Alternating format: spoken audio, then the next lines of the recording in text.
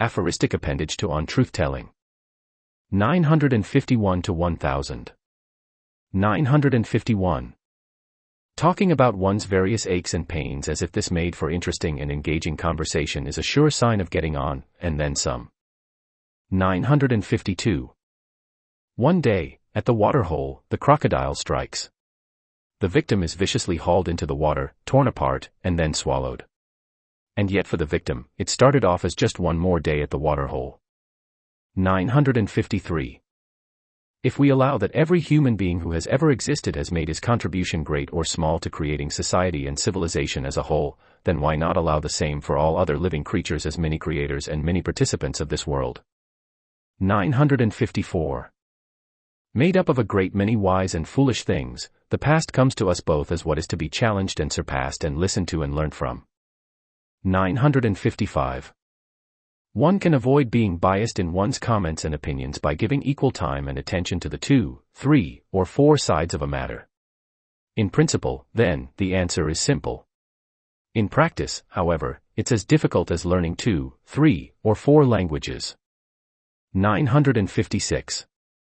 As long as there is this conversation about human rights and equality, many people will find themselves haunted by their second-rate status, whether it be on the level of the social and economic or the moral and political. In other words, many of the oppressed will find themselves wanting to be more like the oppressors on the first level and vice versa on the second. 957. Promulgating an ideal, unlike promoting most ideas, runs the risk of taking things from the very high to the very low. 958. How discomforting, disorienting, and even demoralizing to be forced off the beaten path, but also potentially enriching and enlightening. 959.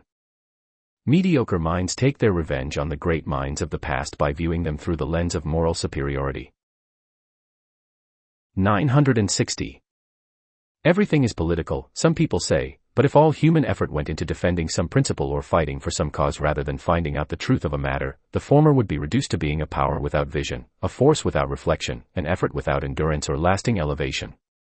Everything is political then only insofar as it regularly yields to the non-political. 961. Here is a possible announcement by the future ecological masters of the planet: join us in celebrating Mass Human Extermination Day. It's a collective event you'll never remember. 962. An aphorism is like a poem in that, if one doesn't like it, one shouldn't argue with it but simply ignore it. 963. Yes, diversity is a wonderful thing, but, as ideology, it can also do a wonderful job of stamping it out. 964.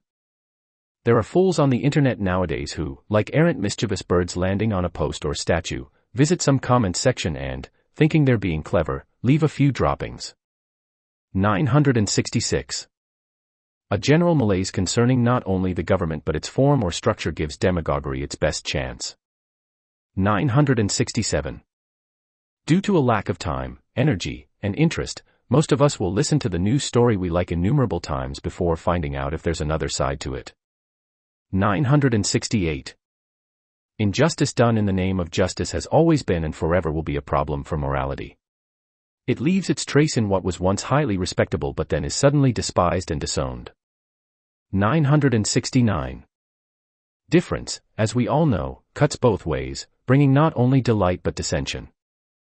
970. It's well known that recognized experts often disagree. How is it then that so many people make their point as if it were settled science? 971. Perhaps one of the hardest thoughts to wrap one's head around is the idea that all beauty, truth, goodness, love, and so on depend not only on the existence of their opposites but everything that falls short of them. 972. In later years one's closer to one's youth than anyone else in the way of remembering it but further away from it in many other ways. 973.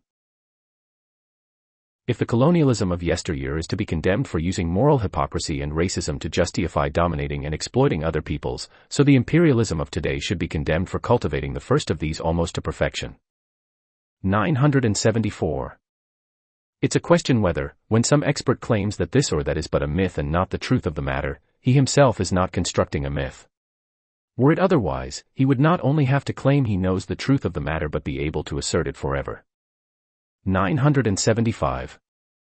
What is largely an illusion we have about people who are extremely well-spoken and live their lives in grand style, but this is certainly dispelled by such works as Remembrance of Things Past, is the trompe-l'oeil of their social graces which gives the impression they are free of the pettiness and spite that afflict us. 976. The humanitarian aim or ideal, as a great searching beacon of light, tends to weaken drastically if not go out completely when it must shine towards those peoples and places not in line with certain vested interests. 977. The high-born Roman women watched the gladiators fight it out to the end and, like the men, cheered in their hearts at the thumbs up or thumbs down. 978. Transfers from our prenatal past form our memory as much as if not more than personal experience. 979. Political correctness or wokeness, as it's often called today, could be described as pushing all opposing or conflicting views off the table and perhaps even upsetting it in order to serve the greater mission of what is, to put it mildly, a tall order and, to put it bluntly, megalomania. Demanding social justice for all, a supremely conscientious stewardship of the planet, and a both highly compassionate and equitable treatment of all the creatures on it is a noble cause fit for nothing less than gods or, to be more precise, supreme beings of the highest order who would resemble the gods of ancient Greece in everything except their cruel, violent ways, licentious behavior, and ongoing rivalry. 980. There is obesity to the point of obscenity and whoever is afflicted with it makes for a sad case and a sad sight. 981. The current controversy surrounding climate change, which is every bit as much a dogfight as it is a debate, is engendered by a number of scientific views and positions being yoked to two different moral imperatives. One of these imperatives is doing good at all costs and the other is telling the truth above everything else. There is no more possibility of a reconciliation between these two than of one being eradicated by the other. It goes without saying they can interact with or be implicated in each other. Rather, the most that can be expected, and this in concert with a multitude of ongoing events, is an ongoing struggle intermixed with periods of negotiation and compromise, each of them leading to an uneasy but no less welcome truce. 982. How many of our guiding principles or ideas turn out to be illusions by falling short of the ideals they once were? 983. Many people are full of resentment because of all that's come between them and what they once desired and imagined for themselves. 984. What is toxic to the building of a perfect society is already there at the beginning, imperfect means and materials. 985. When I talk with somebody on the left, I feel like I'm on the right. And when I talk with somebody on the right, I feel like I'm on the left. B. And why do you think this is? A. They're dogmatic assertions. It's enough to make anyone grind their teeth. 986. Radically opposing ideologies become indistinguishable from each other in their certainty of their rightness, in their combativeness, in their hatred of the other side, and in their will to power. 987. Packaging intellectual property for the purpose of promoting it can often be underplayed and so its importance underestimated. 988. Our hunger for news, good or bad, is testimony to the immoral or amoral side of our curiosity. 989. One definition of stupidity, perhaps universal in its scope, is thinking one knows more about a subject than one actually does and then sharing this knowledge with others as if nothing were more certain than the educational benefits thereby derived. 990. Helping people. What? With the truth? By giving the bare facts, whatever they may be. Why not with illusion? With falsehood? There's no easy answer to this question. B. But generally speaking. 991.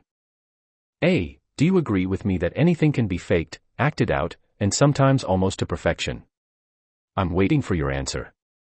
B. Stop faking and acting out yourself. A. You're right. It can't be proven otherwise. Thank you. 992. He wrote a beautiful book that charmed, delighted, excited, astounded, and inspired people. It was of course an instant hit and made him famous. Then he was accused of some highly inappropriate behavior. The case against him was not conclusive but, irrespective of this and whether or not he suffered punishment as a consequence, an old story emerges here, both partly sad and partly sordid, the one of confusing the Creator with his work and, as a consequence, demanding that his most private thoughts and deeds correspond if not conform completely with his highest ones.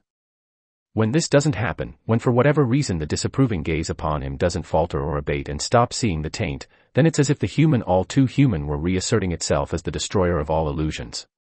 At the same time, paradoxically enough, it proves to be the upholder of something that's no illusion, namely, the superhuman insofar as the latter are moments of a person's life that have been thrown into relief, moments full of uncommon energy, daring, and creativity, moments, finally, that cannot be faked. 993. Sensationalized reporting isn't necessarily unreliable but it's always in danger of becoming so. 994. Finding out the truth of a matter by relying more on ourselves than others is not something most of us can do unless it's a matter of livelihood. 995. How difficult and complicated things are. At least, if one takes the long-term view. A book that sets out to expose a fraud may itself turn out to be one. And whatever sets out to expose the second may itself turn out to be, you see. There's no end to this sort of thing.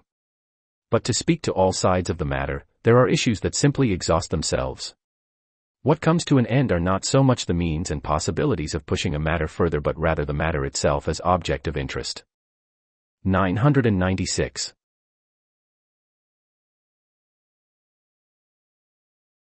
Confession, apart from a few, all too brief occasions, I've lived my whole life without having tasted the fruits of the female mind and body to the very limits of my most romantic longings and voluptuous desires.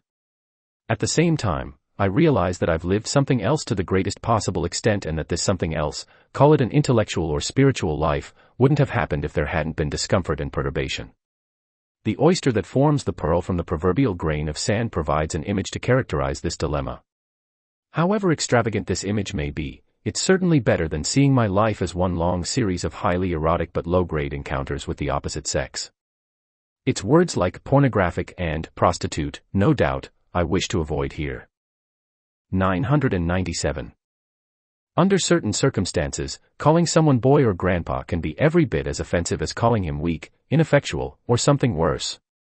On the other hand, stigmatizing a word as part of some widespread social anxiety and without regard to any other context, no matter how strict or specific, reveals the sort of stupidity that future generations no doubt will scorn. 998. Every creature, great or small, is a world unto itself.